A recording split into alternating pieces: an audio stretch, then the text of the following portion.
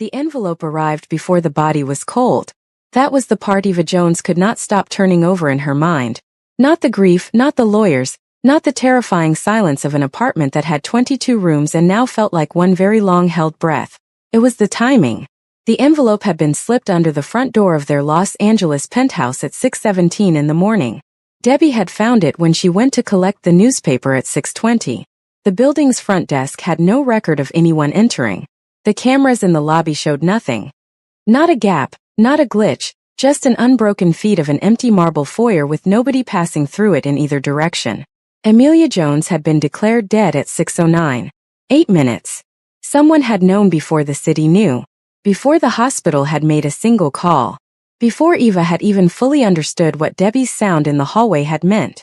Eva sat at the kitchen island in a pale sage green wool sweater and cream wide-leg trousers, her braids loose around her shoulders, her hands flat on the cold marble.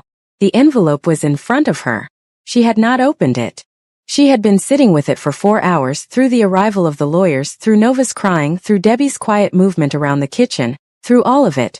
Just sitting with it the way her mother had taught her to sit with things she didn't yet understand. You don't have to rush toward a thing just because it's in front of you, Amelia had told her once. Sometimes the most powerful thing you can do is make it wait. So Eva made it wait. And she watched the people moving through her home. There were 6 of them now, 4 from the legal team, 1 woman Eva didn't recognize who kept touching things and writing in a small leather notebook, and a man in a gray suit who had introduced himself as Mr. CO and had not explained who he represented or why he was there. He had simply arrived with the legal team and nobody had asked him to leave, and he had not volunteered to go. Eva had been watching Mr. CO for 2 hours and 40 minutes. He touched nothing. He said very little. He stood slightly apart from the legal team, not with them, not away from them, just adjacent in the specific way of someone who needed to appear affiliated without actually being so. He looked at the art on the walls. He looked at the photographs. He looked once directly at Eva, and when she met his eyes without flinching, he looked away first. She filed that. At 10:15 her phone vibrated against the marble. She won. I spoke to my father last night. He is already moving. Eva looked at the message for a long moment. Then she typed back. Eva, there was an envelope. Under the door. 6:17 this morning. The response came in under 30 seconds. She won. Before the official time of death was recorded. Eva, yes. Joan, don't open it alone. Don't open it in front of them. Take it to your mother's study. Go now while they're occupied. Eva looked up. The legal team was gathered at the far end of the open-plan living space, speaking in low, urgent voices over a spread of documents. Mr. CO had his back to her, studying a large framed photograph of Amelia at the Cape Town launch, the one where she was laughing, head thrown back, the ocean blazing orange behind her. Debbie was at the sink. She caught Eva's eye across the kitchen and held it for just a moment, the look of a woman who understood more than she was saying and was waiting to be useful. Eva slid off the stool, picked up the envelope, walked quietly down the hallway toward her mother's study, as if she was simply going to her room. Nobody stopped her. She closed the study door behind her, stood in the room that still smelled like Amelia. Sandalwood and something green, the specific scent of her mother's favorite diffuser that Debbie kept running even now, maybe especially now. The room was exactly as Amelia had left it. Neat, deliberate, everything in its place. Eva went to the bookshelf. She pressed the panel exactly where her mother had shown her when she was 9, third shelf from the bottom, left side, 2 inches from the edge. The panel gave with a soft click. Behind it, a slim steel safe set flush into the wall. She entered the combination without hesitation. Her mother had made her practice it until her fingers knew it without her brain needing to participate. The safe opened. Inside, a slim brown envelope, different from the one that had appeared under the door, older, sealed with her mother's personal wax stamp. A small USB drive, a handwritten letter folded in thirds, and a photograph Eva had never seen before. Her mother, younger, maybe mid-20s, standing beside a Korean man Eva didn't recognize, both of them in front of a building that looked like Seoul. They were not smiling. They were looking at the camera with the specific expression of 2 people who had just decided something. Eva sat down on the floor of her mother's study with everything in her lap. She opened the handwritten letter first. My Eva. If you are reading this, then I was not fast enough. I want you to know that I tried to be. I want you to know that everything I built, I built facing forward. Toward you, always toward you. There are people who have been waiting for me to be gone. They have been patient because I gave them no choice. But patience is not loyalty and waiting is not surrender. They will move quickly once I am gone. They will use the legal structures I built because they helped me build them and they know every door. Go to the USB. There is a password, you know it. It is the name of the street we lived on in Atlanta when you were born. All lowercase, followed by the year. Inside you will find everything. Names. Structures. The shell companies they think I don't know about. The moves they have been planning. You are 11 years old and I am asking too much of you. I know that. But I also know you. And I know that you are already 3 steps ahead of everyone in that apartment right now. There is a man named Chul-Soon Kwan. I have never met him. But I know his son. And his son knows you. Trust that. I love you more than this letter can hold. Mom. Eva read it twice. Then she folded it exactly as it had been folded and held it against her chest and sat very still on the floor of her mother's study and let herself feel, completely privately, for exactly 4 minutes. Everything she had been holding since 6:09 that morning. Then she picked up her phone. Eva, she knew about your father. The 3 dots appeared immediately. Chiwon, what? Eva, my mother. She left me a letter in the safe. She wrote his name. Chul-Soon Kwan. She said to trust it. A longer pause this time. Eva. My father needs to see that letter. Eva, I know. Chiwon. Can you photograph everything in the safe and send it to me right now? Eva, already doing it. She photographed each item carefully, the letter, both envelopes, the USB drive, the photograph. She sent them one by one. Then she sat and waited, the USB drive in her palm, turning it over slowly. Her phone rang. Not a message. An actual call. Chiwon's name on the screen. She answered. Eva. His voice was different on a call. Still low, still precise, but carrying something that text didn't allow. Something that was almost urgency but had been disciplined into calm. I showed my father the photograph. The one with my mother and the man in Seoul. Yes. A pause. Eva, my father knows that man. She went still. Who is he? His name is Baek Jun-ho. He is, another pause. The kind that meant the next words were being chosen very carefully. He is someone my father has had a problem with for a long time. A serious problem. What kind of problem? The kind that doesn't get resolved in a courtroom. Eva looked at the photograph again. Her mother, young and unsmiling, standing beside a man who apparently had a serious problem with a Korean mafia boss. Chi-won, she said carefully. What was my mother involved in? I don't know yet. But my father does. Or he knows enough to find out the rest. His voice dropped slightly. He wants to speak with you directly. Not through me. With you. Eva's hand tightened on the phone. When? Tonight. Video call. 10 p.m. your time. She looked at the door of the study. Beyond it, somewhere in the apartment, Mr. Seo was still standing in front of her mother's photograph, and the woman with the leather notebook was still writing, and the lawyers were still talking in their low, urgent voices about assets and structures and controlling interest. Okay, Eva said. Eva. Yes. You are doing exactly what she raised you to do. His voice was quiet and certain. She knew this was coming and she prepared you. Remember that. She swallowed. I'm trying. Don't try. You already are. A beat. Go back out there. Watch them. Don't let them see you watching. And don't let anyone near that study. Okay. I'll be on the call tonight. Chi-won. Yes. Thank you for answering every time. A pause that was half a second longer than his usual ones. Always, he said. And the line closed. Eva replaced everything in the safe exactly as she had found it, except the handwritten letter, which she folded and tucked inside the waistband of her cream trousers against her skin, and the USB drive, which she pressed into the small interior pocket of her sage green sweater. She closed the panel, straightened the books in front of it. Then she opened the study door and walked back down the hallway into the controlled chaos of her mother's living room, as if she had simply gone to use the bathroom. Mr. Seo turned when she re-entered. His eyes went briefly to her hands. She was carrying nothing visible. His expression did not change, but something behind it recalibrated. She went back to her stool at the kitchen island. Debbie appeared beside her within 30 seconds, setting down a small plate, sliced fruit, a piece of buttered toast, a glass of cold water. She didn't say anything. She just set it down and rested one hand very briefly on Eva's shoulder, and then moved away. Eva ate the toast, drank the water, kept her eyes moving carefully around the room. At 11:40, the woman with the leather notebook approached her for the first time. She was perhaps 40, mixed-race, sharp-featured, with a kind of professional warmth that had been practiced so many times it had become indistinguishable from the real thing. She sat down on the stool beside Eva without being invited. "Eva," she said. Her voice was soft, practiced. "My name is Ms. Park. I'm here to help manage the transition of your mother's estate. I know this is an incredibly difficult time." "Thank you," Eva said. Flat, polite, giving nothing. "I wanted to let you know that we'll need access to your mother's private files. Her study in particular." Miss Park's smile stayed perfectly in place. "It's all part of the standard process. Nothing to worry about." Eva looked at her. "Who do you represent, Miss Park?" Flicker. Brief. "I work with the estate legal team." "Which firm specifically?"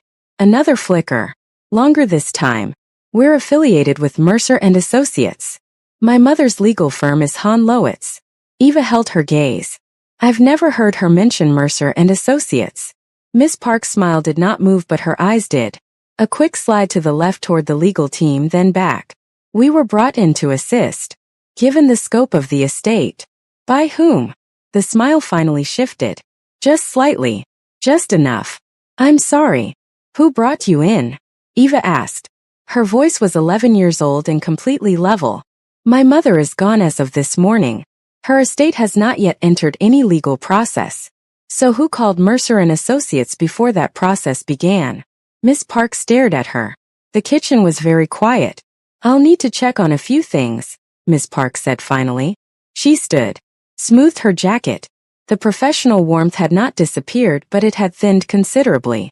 "We can talk more later." "Of course," Eva said. She watched Miss Park walk back to Mr. Seo and say something in a low, rapid voice. Mr. Seo's eyes moved to Eva. Eva was already looking at her water glass. She picked up her phone under the counter edge and typed without looking down. "Eva, Miss Park. Mercer and Associates. Look them up. Show on it." By 3 in the afternoon the apartment had thinned out. The legal team had left with promises to return tomorrow with documents that would need signing. Miss Park had left without saying goodbye. Mr. Seo had been the last to go. Pausing at the door, turning back to look at Eva one final time with an expression she could not fully read. Not threatening. Not apologetic. Measuring. Like he was recalculating something. The door closed. The apartment exhaled. Nova was asleep in the guest room. Debbie was in the kitchen making the kind of food people made when they didn't know what else to do. Slow, careful, filling the space with the smell of something warm. Eva went to her room, sat on her bed, opened her laptop. At 4 p.m. her phone lit up. Chiwon Mercer and Associates was registered 8 months ago. One director. Shell company structure. Parent company registered in Seoul. Eva stared at the screen. "Eva, 8 months ago." "Yes." "Eva. My mother's doctor started monitoring her privately 8 months ago. The 3 dots appeared and stayed for a long time." "Eva. Someone knew she was sick before she told anyone." "Eva. And they started building the structure to take everything the moment she was gone." "Chun, my father needs to see all of this tonight. Every piece of it." Eva closed her laptop, lay back on her bed, stared at the ceiling of her purple room. The walls her mother had let her choose. The color she had picked from a fan of 50 swatches on a Sunday afternoon 2 years ago while Amelia sat cross-legged on the floor beside her saying, "That one, no that one, Eva that one is the one," until they were both laughing too hard to choose anything. She pressed her hand flat against the wall beside her bed. "I've got it, Mom," she said quietly, to the room, to the walls, to the sandalwood scent that was already beginning to fade from the sweater she was wearing. "I've got it." Outside her window, Los Angeles moved through its afternoon without ceremony.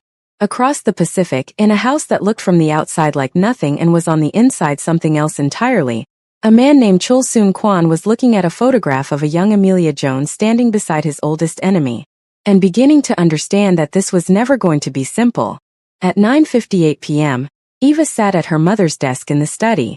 She had waited until Nova's light went off, until Debbie's footsteps had settled into the quiet shuffle of someone moving toward sleep, until the apartment had reached that specific stillness that only came after midnight, Not peaceful, not empty, but the held breath kind of still that meant everyone who was going to sleep had gone to sleep and everyone who wasn't going to sleep was alone with whatever was keeping them awake.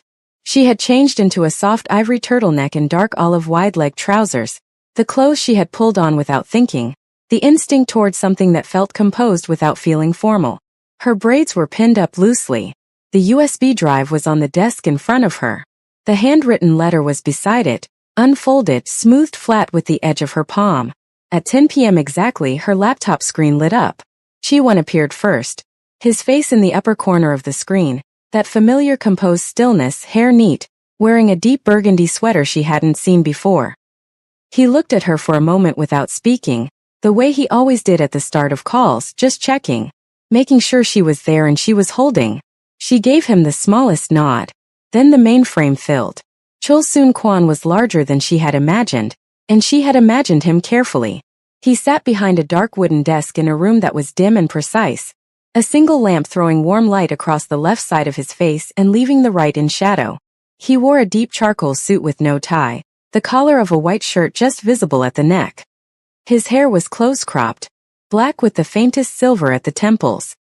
His hands were folded on the desk in front of him, still, completely still. His eyes found her immediately. They were Chi-Won's eyes, dark, steady, carrying the particular weight of someone who looked at things fully and without flinching. But where Chi-Won's eyes were patient, Chul-Soon's were decisive, like the difference between a door that was waiting to open and a door that had already decided. For a moment nobody spoke. Then Chul-Soon said, in English that was precise and unhurried, "You look like her." Eva went still.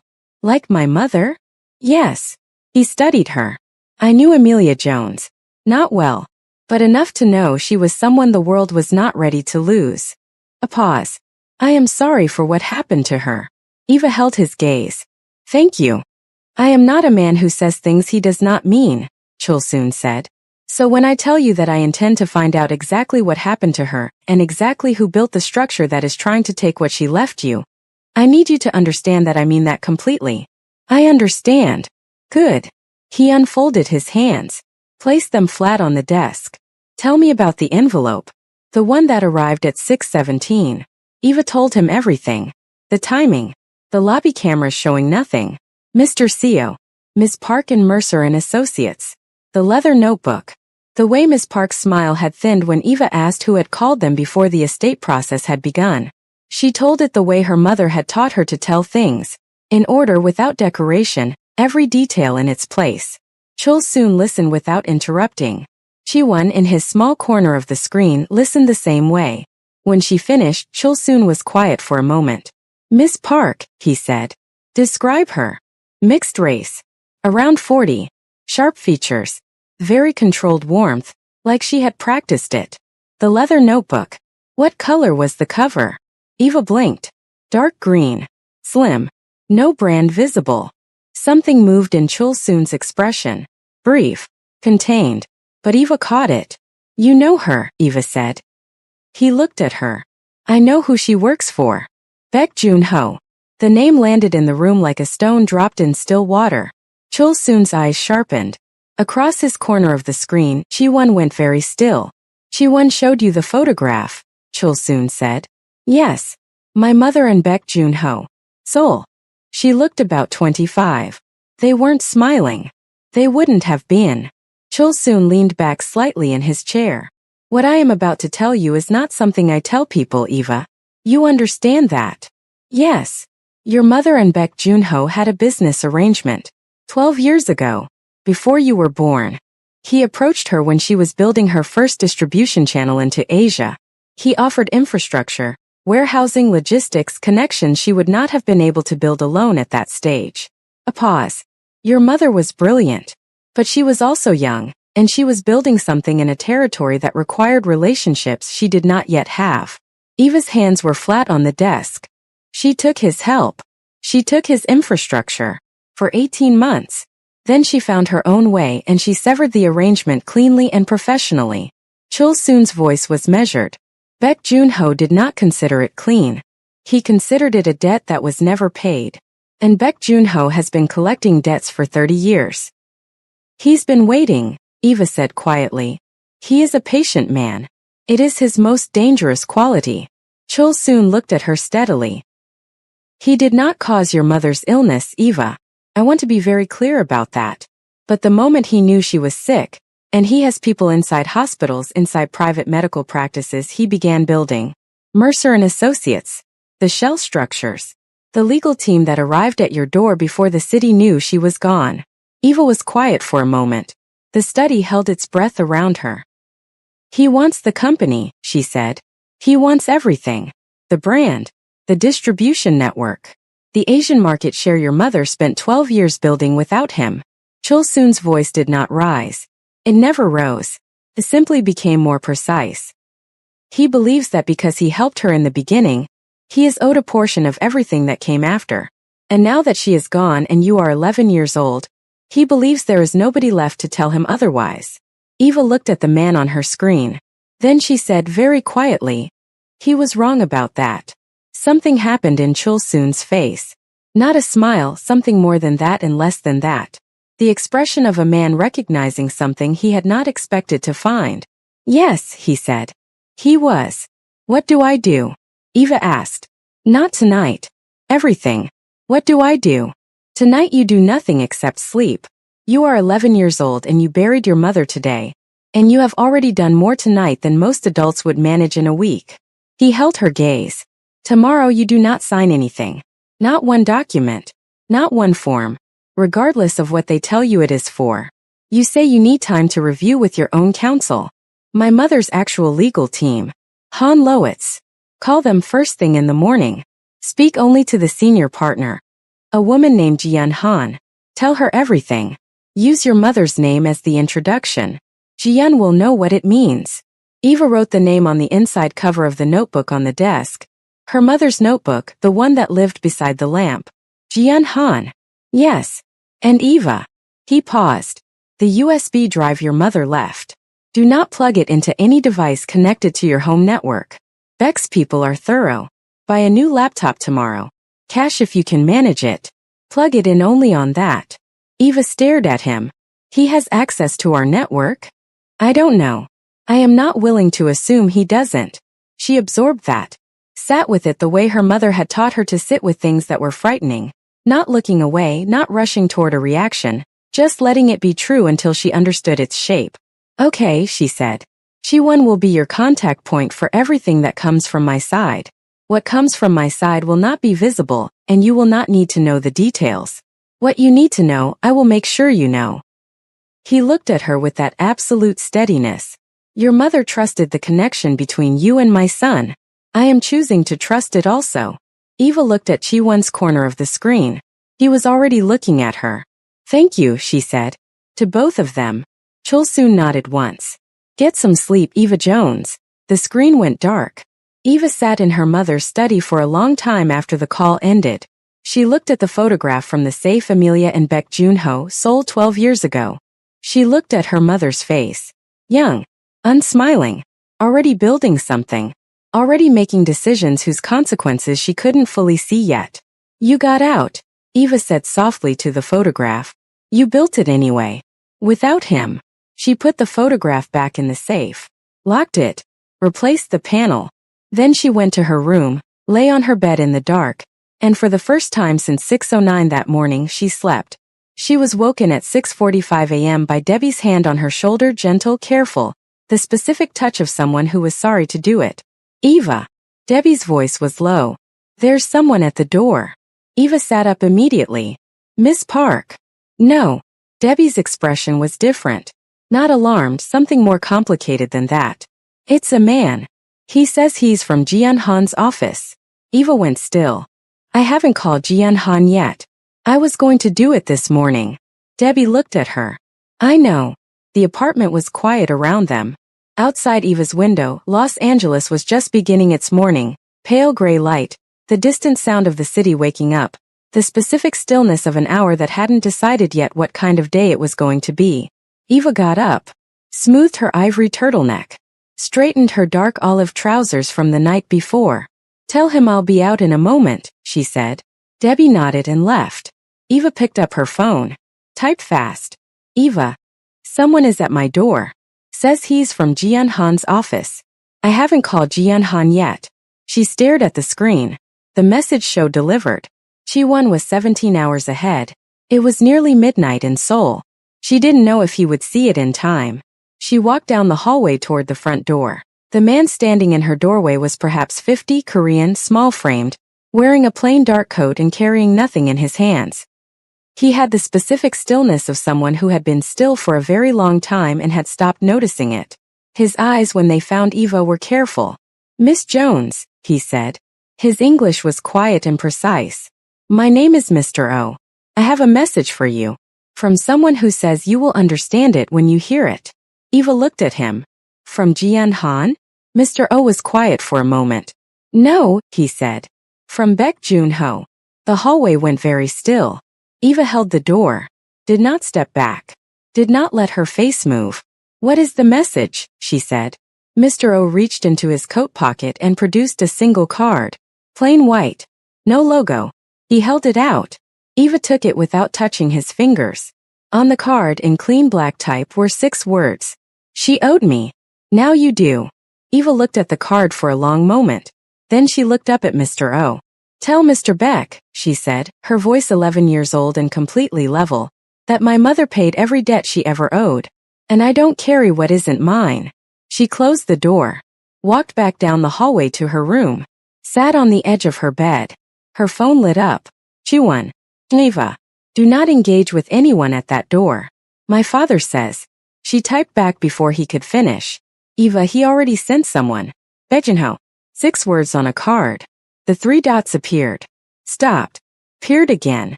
"Chi-Won. What did the card say?" Eva looked at the white card in her hand. "Eva, she owed me. Now you do." The longest pause Chi-Won had ever made. Then, "Eva. My father needs to know something right now and I need you to be completely honest with me." "Eva, always." "Chi-Won, the man at your door. Mr. O. Did he come alone?" Eva frowned. Stood. Walked back to her window that faced the street below. Looked down. A black car. Parked directly outside the building. Engine running. She could see the exhaust faint in the cold morning air. 2 figures in the front seats. A third figure standing on the pavement beside the rear door. Still hands clasped, watching the building entrance. Her blood ran cold. "Eva. He did not come alone. Ton. Listen to me very carefully. Do not leave that apartment. Do not let Debbie open that door again for anyone. Lock the study. Sit tight. Eva. What is happening?" Another pause. Shorter this time. The pause of someone who has just received information and is deciding how much of it to pass on. Then, "Chi-Won. My father has been watching Baek Jun-ho for 11 years. There is something about your mother, something about what she took with her when she left his arrangement 12 years ago, that we did not know until 20 minutes ago." Eva stared at her phone screen. "Eva, what did she take?" The 3 dots appeared. Stayed. Disappeared. Then Chi-Won's name appeared on her screen. Not a message. A call. She answered before the first ring finished. "Chi-Won. Eva." His voice was different. The discipline was still there but something underneath it had shifted. Something careful and controlled but carrying the particular weight of a person who is about to say something that changes everything. "Your mother didn't just leave Baek Jun-ho's arrangement. When she left, she took something with her. Something he has spent 12 years trying to recover." "What?" Eva whispered. "What did she take?" Silence. Then very quietly. "Evidence. Eva, your mother spent 18 months inside Baek Jun-ho's operation. She saw everything. And before she walked away, she documented it. Names, transactions, the full structure of everything he had built." A breath. "That USB drive your mother left you in the safe." Eva looked at the USB drive on her mother's desk. "It is not just about the estate," Chi-Won said. "It is everything. It is the thing Baek Jun-ho has been trying to find for 12 years. And he now knows exactly where it is." Eva's hand tightened on the phone. Outside her window, the black car had not moved. The figure on the pavement was still watching the building entrance. And somewhere in Seoul, in a house that looked like nothing from the outside, Chul Soon-Kwan was already on his feet. This has been Black Silk Stories, where every story is a world and every world hits different. Eva Jones is 11 years old. Her mother's greatest secret is sitting on a desk in a locked study, and the man who wants it has people outside her building right now. If you are not subscribed, you are going to miss everything that happens next. Subscribe, drop a comment and come back, because where Eva and Chi-won are going, you do not want to be left behind.